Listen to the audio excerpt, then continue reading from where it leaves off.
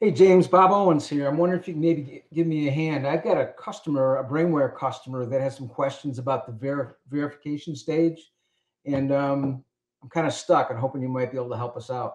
Oh yeah, no problem. It's super easy. Just give me a second real quick and I'll get my demo machine up and I'll show you what we got to do.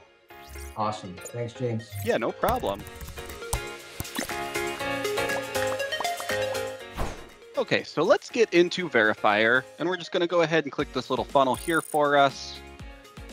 And then once we get into here, we'll just need to sign in, and we should be able to see all of our batches that need to be verified.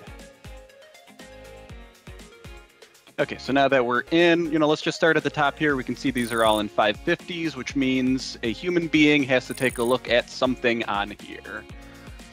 This first one here is, basically saying that, please check that the vendor ID is correct. What's going on here? Okay, so this is a no PO.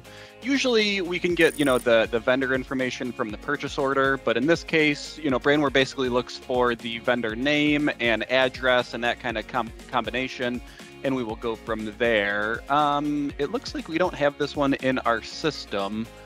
It's basing it off of, let's see here, the address is pretty similar, 12230 Collection Center compared to 1234 Collection Center. If I do a vendor search here, I'd be willing to bet that we don't have a Donald's. We've got a lot of different Donald's, but not Donald's packaging. Let's see here. Nope.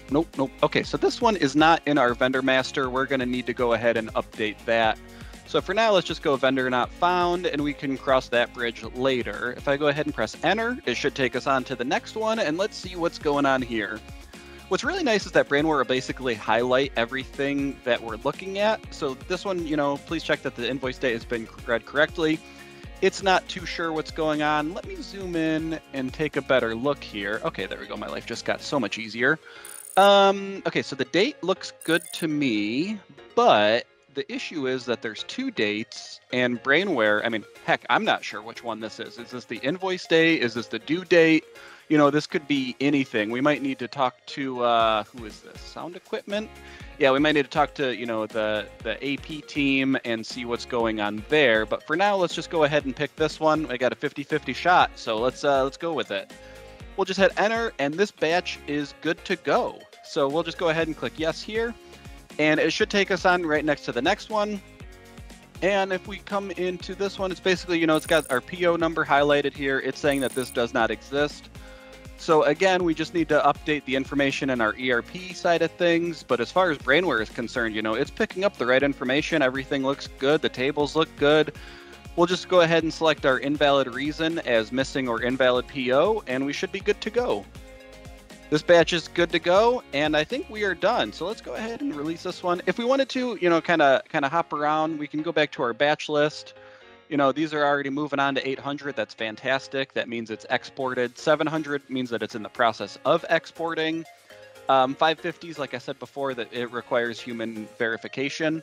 But other than that, I think that's about the basics of Brainware Verifier. Hit the subscribe button to stay up to date with all of our free training resources.